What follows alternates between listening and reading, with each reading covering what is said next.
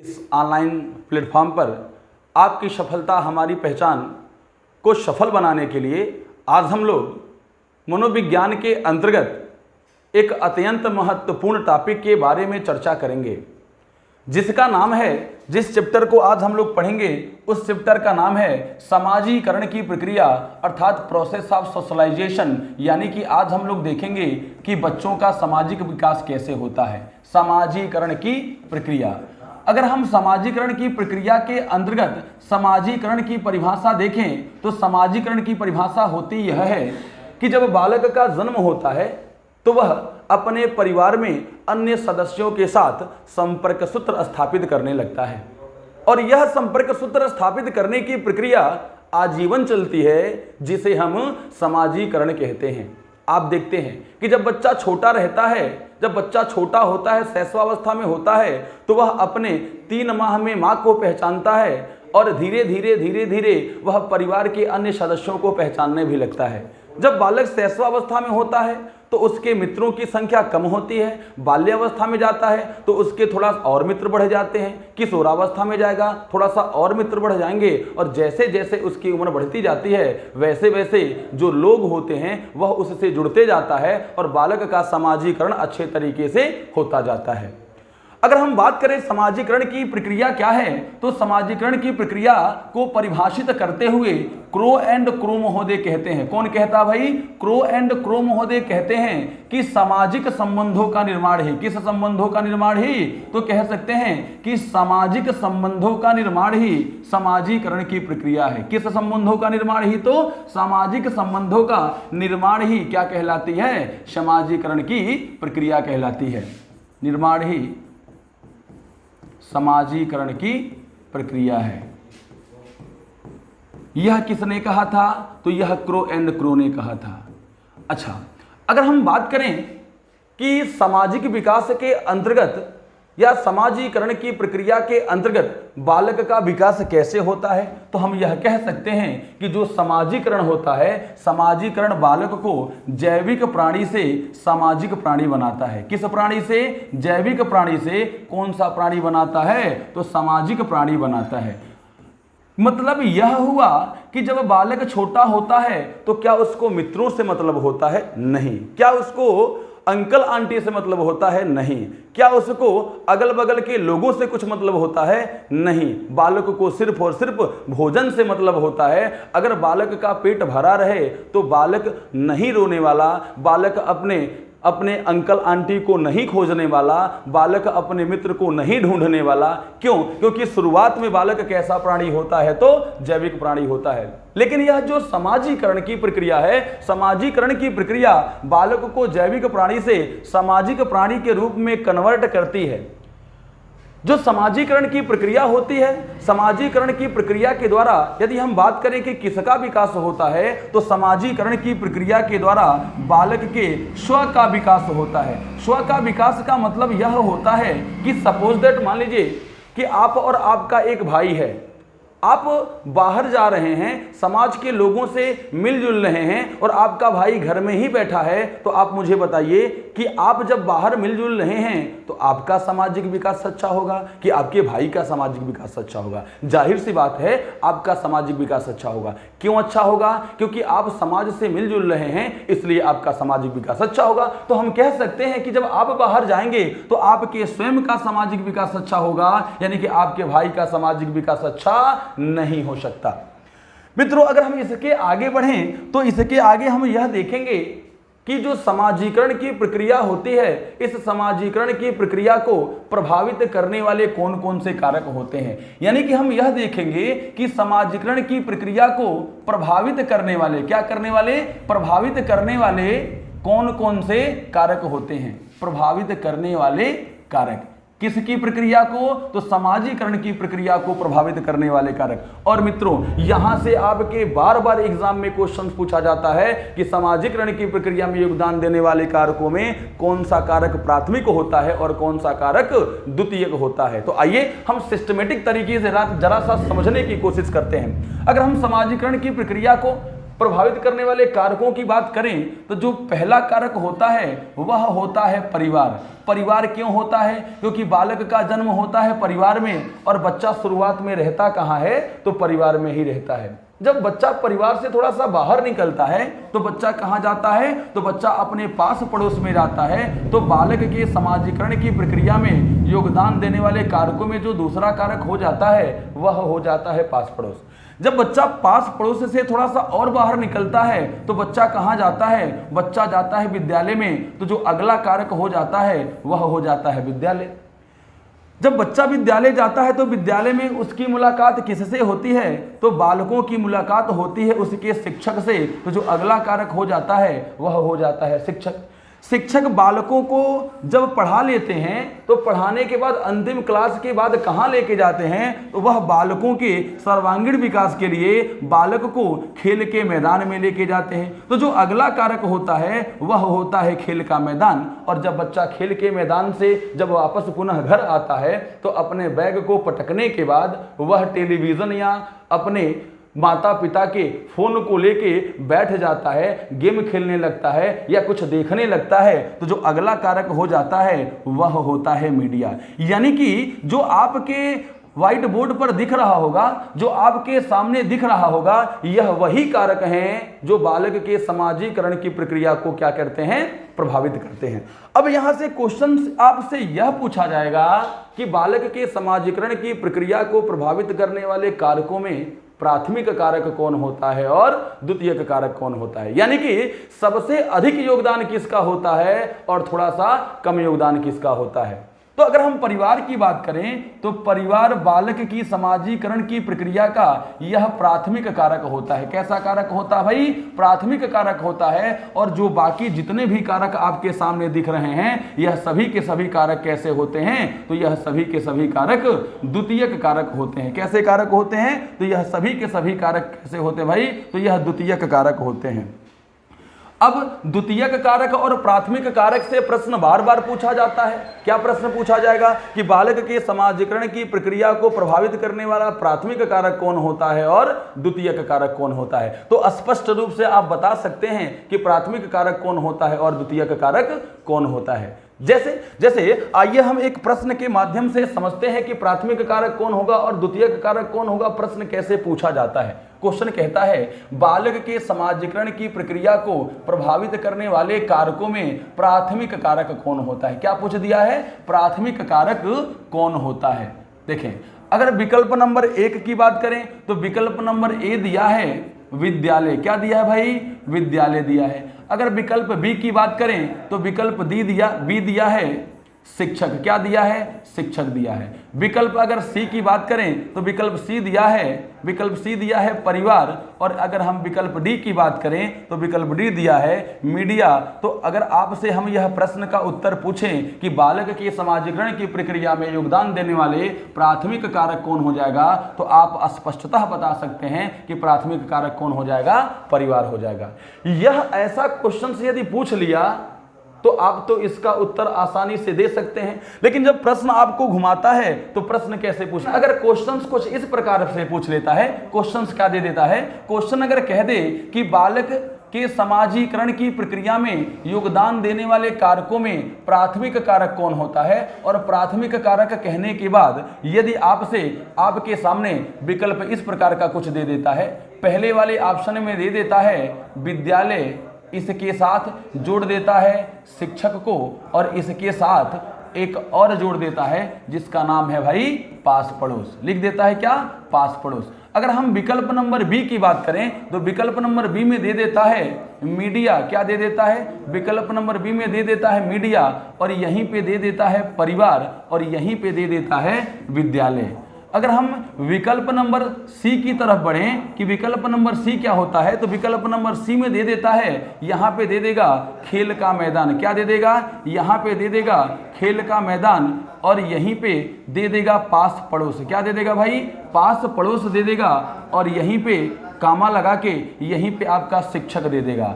और यदि हम विकल्प नंबर डी की तरफ बढ़ें तो विकल्प नंबर डी में दे देता है, यहाँ पे लिख देता है पास पड़ोस। क्या लिख देता है?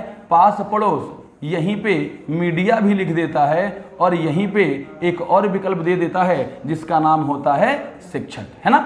अच्छा, अब अगर ऐसे प्रश्न पूछ लिया तो आप तो कंफ्यूज में आज ही जाएंगे। क्यों आ जाएंगे? क्योंकि यहाँ पे प्राथमिक कारक के बारे में आपसे पूछ रहा है और इस विकल्प में देख रहे हैं कि इसमें द्वितीयक कारक भी है और प्राथमिक कारक भी है। अगर इस विकल्प को देखते हुए हम उत्तर का चयन करें तो आप देख रहे हैं हमारा जो सही उत्तर होगा वह होगा विकल्प नंबर बी, यानी कि हमको इन चारों विकल्पों में से उस विकल्प को सही उत्तर चुनना है जिसमें क्या दिया हुआ है, परिवार दिया हुआ है। और ऐसा क्वेश्चन पूछा नहीं जा सकता है, ऐसा क्वेश्चन पूछा गया है। यानी कि यह जो प्रश्न आपके सामने दिख रहा है यह आपको थोड़ा सा कंफ्यूज करने के लिए दिया है। आप बिल्कुल कंफ्यूज ना हो, आपको ऐसे प्रश्न में उस विकल्प को चुनना है जिसमें क्या दिया हुआ है, परिवार दिया हुआ है।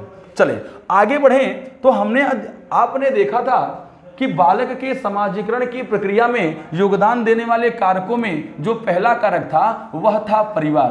परिवार की भूमिका क्या होती है भाई समाजीकरण की प्रक्रिया में? तो जो परिवार होता है, परिवार की अगर भूमिका की हम बात करें तो बालक के समाजीकरण की प्रक्रिया की शुरुआत कहां से होती है? तो बालक के समाजीकरण की प्रक्रिया की शुरुआत परिवार से ही होती है। यह जो परिवार होता है इस परिवार को बालक की प्रथम पाठशाला कहा जाता है। क्या कहा जाता है? बालक की प्रथम पाठशाला कहा जाता है। यानी कि जो परिवार होता है यह बालक की प्रथम पाठशाला होता है।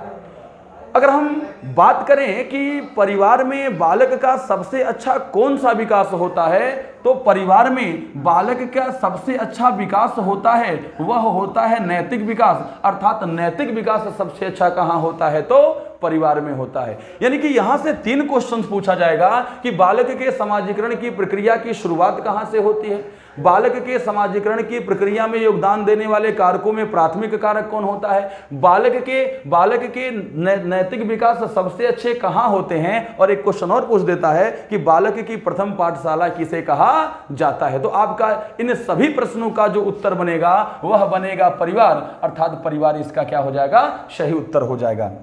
अगर हम समाजीकरण की प्रक्रिया में अगर अगले कारक की बात करें तो जो अगला कारक आपने देखा था उसका नाम था पास पड़ोस। क्या पास पड़ोस का भी बालक के समाजीकरण की प्रक्रिया में योगदान होता है क्या? जी बिल्कुल होता है। आप देखते यह हैं कि हमारे आसपास का जो इन्वायरमेंट जैसा होता है हमारे घर के बालक का विकास भी वैसा ही होता है। अगर हमारे अगल बगल के लोग शिक्षित हैं तो हमारा भी बच्चा शिक्षित होगा। अगर हमारे अगल बगल के लोग शिक्षित नहीं हैं तो हमारे घर का ही बच्चा शिक्षित नहीं हो सकता। आप देखते हैं कि बालक के समाजीकरण की प्रक्रिया में पास पड़ोस का योगदान यह अहम रोल निभाता है, क्योंकि अगर आपके अगल बगल कुछ ऐसे बच्चे हों जो गालियां देते हों तो आपका बच्चा भी गाली देना सीख जाएगा, गाली देने शुरू कर देगा। इसलिए बालक के समाजीकरण की प्रक्रिया में हमारे आसपास अर्थात पास पड़ोस का भी योगदान जरूर होता है। यह जो पास पड़ोस होता है, पास पड़ोस के द्वारा बालक में किन किन गुणों का विकास होता है? तो बालक के पास पड़ोस के द्वारा बालक में निंदा तथा प्रशंसा के गुण। किस किस के गुण? तो बालक में निंदा तथा प्रशंसा के गुण पड़ोसियों के द्वारा प्रदान भी किए जाते हैं तथा पड़ोसियों के द्वारा नियंत्रण भी किए जाते हैं। आपके जो आसपास जो लोग रहते होंगे, जो पड़ोसी समूह आपका रहता होगा, यदि आप की प्रशंसा करने से उनकी फायदा होने वाली चीज है तो वह आपकी प्रशंसा करेंगे। यदि आपकी निंदा करने से उनको आगे बढ़ने का मौका मिलेगा तो वह आपकी निंदा भी करेंगे। यानी कि जो पड़ोसी समूह होता है, पड़ोसी समूह से बालकों में निंदा तथा प्रशंसा के गुण देखने को मिलता है। अगर हम बात करें समाजीकरण की प्रक्रिया में अगले कारक की, तो आपने देखा था कि जो अगला कारक होता है, जब बच्चा पास पड़ोस से थोड़ा सा और बाहर निकलता है तो वह कहाँ जाता है? तो वह विद्यालय जाता है। तो जो अगला कारक हो जाता है वह होता है विद्यालय। क्या होता भाई साहब? अगला कारक होता है विद्यालय। अब विद्यालय में बालक का विकास कैसे होता है? मित्रों, अगर हम बात करें इस विद्यालय की भूमिका और सामाजिकरण में विद्यालय की भूमिका, तो एक प्रश्न तो बार बार पूछा जाता है, हम कहें तो मोस्ट इंपॉर्टेंट प्रश्न यह बन जाता है कि बालक का संज्ञानात्मक विकास सबसे अच्छा कहां होता है। तो बालक का संज्ञानात्मक विकास सबसे अच्छा कहां होता है, तो विद्यालय में होता है। बालक का संज्ञानात्मक विकास सबसे अच्छा विद्यालय में होता है। इसके साथ साथ यदि आपसे क्वेश्चन कहे कि बालक का संपूर्ण विकास सबसे अच्छा कहां होता है, तो बालक का संपूर्ण विकास सबसे अच्छा विद्यालय में ही होता है। क्यों बालक में, क्यों क्यों क्यों विद्यालय में बालक का संज्ञानात्मक विकास अच्छे से होता है? क्योंकि जो विद्यालय होता है यह बालक को जटिल परिस्थितियों से निकलने के योग्य बनाता है। यानी कि आपके घर का कोई बच्चा है, आपसे अगर कोई प्रश्न पूछता है, उस प्रश्न का उत्तर यदि आपको नहीं पता, आप देखते हैं ऐसा होता है कि अगर उस बालक के प्रश्न का उत्तर आपको पता है तो आप तो उस प्रश्न का उत्तर दे देते हैं, लेकिन अगर नहीं पता रहता तो बालक को डांट के भगा देते हैं। यानी कि बालक को यह फील नहीं होने देते कि आपको उस प्रश्न का उत्तर नहीं पता है। आप कहते हैं जाओ अपने स्कूल में मैडम या सर से इस क्वेश्चन का उत्तर पूछ लेना। तो बालक के सामने भाई आपने जब उसका उत्तर नहीं बताया तो बालक के सामने जटिल समस्या हो गई। तो बालकों को जटिल समस्या से निकलने के योग्य कौन बनाता है, तो विद्यालय बनाता है। यही विद्यालय है जो बालकों को घर तथा संसार से जुड़ने का कार्य करता है। अर्थात विद्यालय इस प्रकार की शिक्षा की व्यवस्था करता है जिससे बालक समाज में निकल के अपनी जीविकापार्जन कर सके और अपने परिवार से जुड़ा रह सके। अर्थात विद्यालय बालक को घर तथा संसार से जुड़ने का भी कार्य करता है और विद्यालय बालक के संपूर्ण विकास के लिए एक उचित वातावरण का क्या करता है, निर्माण करता है। तो यहां से कैसे क्वेश्चन पूछा जाता है? यहां से क्वेश्चन पहला यह पूछा जाता है कि विद्यालय समाजीकरण की प्रक्रिया में योगदान देने वाले कारकों में कैसा कारक होता है? तो पहला उत्तर हो जाएगा द्वितीयक कारक होता है। अधिक प्रश्न पूछा गया है कि बालक का संज्ञानात्मक विकास सबसे अच्छा कहां होता है, तो विद्यालय में होता है। बालक को घर तथा संसार से जुड़ने का कार्य कौन करता है, तो विद्यालय करता है। बालक के संपूर्ण विकास के लिए उचित वातावरण का निर्माण कौन करता है, तो वह भी कौन करता है भाई, विद्यालय करता है। अगर हम अगले कारक की बात करें तो विद्यालय के बाद जो अगला कारक होता है, तो हमने आपको बताया था कि विद्यालय में मुलाकात किसकी बालकों की किससे होती है, तो विद्यालय में मुलाकात बालकों की शिक्षक से होती है, अर्थात अध्यापक से होती है। मतलब आपसे होगी बालक की मुलाकात। और क्या बालक के समाजीकरण के विकास में शिक्षक का भी योगदान होता है? जी बिल्कुल होता है। कैसे होता है, आइए देखते हैं कैसे होता है। जो बालक होता है वह अध्यापक के गुणों का अनुसरण अधिक से अधिक करता है। यदि शिक्षक के अंदर सामाजिक विकास अच्छा नहीं है तो बालक के अंदर भी सामाजिक विकास अच्छा नहीं हो सकता। क्यों नहीं हो सकता? क्योंकि जो बालक होता है वह शिक्षक के गुणों का अनुकरण अधिक से अधिक करता है। यानी कि अगर आप में सामाजिक विकास अच्छे तरीके से नहीं हुआ है तो बालक से कभी उम्मीद मत करिए, क्योंकि बालक में भी सामाजिक विकास अच्छे से नहीं हो सकता है। अगर आप समाज के लोगों के बीच आपका जो रहन सहन है वह अच्छा नहीं है, समाज के लोगों से आप मिल मिला के नहीं रह रहे हैं, तो बालक भी समाज के लोगों से मिल मिला के नहीं रहेगा। बालक भी समाज से कटा कटा हुआ फील करेगा, अर्थात समाज से वह अलग रहने लगेगा। तो इसलिए बालक के समाजीकरण की प्रक्रिया में इस शिक्षक का भी योगदान होता है। अब जब शिक्षक बालकों को पढ़ाता है तो पढ़ाने के बाद अंतिम क्लास में कहाँ लेके जाता है, तो अंतिम क्लास में लेके जाता है खेल के मैदान में। यानी कि बालक के समाजीकरण की प्रक्रिया के विकास में जो अगला कारक होता है वह होता है खेल का मैदान। वह क्या होता है? वह होता है खेल का मैदान। तो अगला कारक होता भाई खेल का मैदान। क्या बालक के समाजीकरण की प्रक्रिया में खेल के मैदान का भी योगदान ही होता है क्या? जी बिल्कुल, खेल के मैदान का भी योगदान होता है। कैसे होता है, आइए जरा सा देखते हैं। पहली चीज ये कि खेल के मैदान में बालक का सर्वाधिक उचित विकास कौन सा होता है, तो सबसे अच्छा विकास की बात करें तो सबसे अच्छा विकास खेल के मैदान में वह कौन सा होता है, तो वह होता है शारीरिक विकास। अर्थात सबसे अच्छा अगर शारीरिक विकास की बात करें तो वह कहाँ होता है? खेल के मैदान में होता है। यह जो खेल का मैदान है, इस खेल के मैदान में बालकों के अंदर मैं की जगह, किसकी जगह? मैं की जगह हम की भावना का विकास होता है। मैं की जगह किसकी भावना का विकास होता है? हम की भावना का विकास होता है। जब बालक कोई ट्रॉफी जीतता है तो यह नहीं कहता कि मैंने जीता है, कहता है हम सबने जीता है। यानी कि बालकों में मैं की जगह हम की भावना का विकास कहाँ होता है? तो खेल के मैदान में होता है। बालक के अंदर प्रतियोगी गुण का विकास भी कहाँ होता है? खेल के मैदान में ही होता है। बालक के अंदर सहनशीलता का भी विकास कहाँ होता है? तो वह भी खेल के मैदान में होता है। इस प्रकार बालक के समाजीकरण की प्रक्रिया में यह जो खेल का मैदान है इसका भी योगदान होता है। और प्रत्येक बालक को गेम कितना प्रिय लगता है यह आप जानते होंगे, और आप तो खुद गेम खेलते होंगे। अब हम लोग जब बचपन में थे, जब हम लोग पढ़ाई की शुरुआत कर रहे थे, तो उस समय हम लोग यही सोचते थे कि शिक्षक हमको पढ़ाए कम और गेम अधिक से अधिक खिलाए। लेकिन अगर आप शिक्षक बन जाएंगे और यदि बालक आपसे कहेगा कि सर मुझे गेम खिला दीजिए, तो आपको गुस्सा आने लगता है। ऐसा नहीं होना चाहिए। भाई आप बड़े हो गए हैं तो आपके अनुसार गेम अच्छा नहीं है, लेकिन वह तो बालक है ना।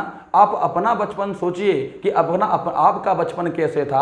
आप भी शिक्षक से लड़ जाते थे, झगड़ आते थे कि सर मुझे कोई नया नया गेम खिलाइए। इसलिए जब आप शिक्षक बनिए तो आप भी बच्चों को गेम खिलाइए। क्यों खिलाइए? क्योंकि जो गेम होते हैं, जो खेल होते हैं, उससे बालक का विकास होता है। जो अगला कारक आपने देखा था बालक के समाजीकरण की प्रक्रिया में योगदान देने वाले कारकों में, जो अगला कारक और लास्ट कारक देखा था वह था मीडिया। क्या था भाई? मीडिया। क्या मीडिया के द्वारा भी बालक का सामाजिक विकास होता है? जी बिल्कुल होता है। अब कहेंगे कि मीडिया के द्वारा बालक का सामाजिक विकास कैसे होता है? क्योंकि अगर बालक मोबाइल में रामायण देख रहा है तो बालक रामायण को फॉलो करेगा, रामायण के व्यक्तित्व को अपने जिंदगी में धारण करने की कोशिश करेगा। लेकिन अगर बच्चा वहीं साथ निभाना साथिया देख रहा है, किसी दूसरे धारावाहिक को देख रहा है, तो देखते हैं कि बच्चा उसी प्रकार से सोचेगा, उसी तरीके से करेगा। यानी कि बालक के समाजीकरण की विकास में इस मीडिया का योगदान होता है। आपने देखा होगा कि वर्तमान समय में ट्रेंड में चल रहा है, कोई भी कुछ काम होता है या थोड़ा सा हमको कोई ऐसी चीज सुनने को या देखने को मिल जाती है जिससे थोड़ा सा आश्चर्यजनक मुझे होता है, तो हम लोग कहते हैं देख रहे हो ना विनोद, यह क्या हो रहा है। यह जो शब्द है यह कहां से आया? हमने वेब सीरीज देखा, पंचायत वेब सीरीज देखा, और पंचायत वेब सीरीज में जो विनोद नाम का लड़का रहता है उसको प्रदर्शित करते हुए उसको लोग कहते हैं कि देख रहे हो ना विनोद, यह क्या हो रहा है। तो क्या बालक के समाजीकरण की प्रक्रिया में मीडिया का योगदान नहीं होता है क्या? जी बिल्कुल होता है। यानी कि हम कह सकते हैं कि जितने भी कारक आपके सामने देखने के लिए मिला, इन सभी का योगदान बालक के सामाजिक विकास में होता है। मित्रों, क्या यहां से क्या इतना ही पढ़ लेने से क्या हमारा जो समाजीकरण की प्रक्रिया वाला जो चैप्टर है वह खत्म हो गया क्या? नहीं, अभी खत्म नहीं हुआ है, क्योंकि हमको आगे चलकर यह पढ़ना है, आगे यह देखना है कि जो समाजीकरण के सिद्धांत होते हैं वह कौन कौन से सिद्धांत होते हैं। लेकिन हाँ, यह निश्चित तौर पर हम यह कह सकते हैं कि जितना आज की क्लास में आपको पढ़ाया गया, दिखाया गया, समझाया गया, अगर हम इतनी से ही बात करें तो आपके विगत वर्षों में यूपी टेट, सी टेट या पीआरटी की परीक्षाओं की बात करें या अदर स्टेट की परीक्षाओं की बात करें तो कम से कम यहां से 8 से 10 प्रश्न पूछे गए हैं, भिन्न भिन्न प्रकार के प्रश्न पूछे गए हैं। इसलिए आपका 8 से 10 प्रश्न समाजीकरण की प्रक्रिया से तैयार हो गया, इसको कोई काटने वाला नहीं है। हम जल्द ही आपको समाजीकरण की प्रक्रिया का दूसरा पार्ट लाएंगे, जिसमें आपको यह बताया जाएगा कि समाजीकरण की प्रक्रिया के अंतर्गत समाजीकरण का कौन कौन सा सिद्धांत होता है, किन किन सिद्धांतों के अंतर्गत बालक का विकास होता है। अगर यह जो वीडियो है आपको अच्छा लगा हो तो लाइक करिए, सब्सक्राइब करिए, शेयर करिए। Thank you.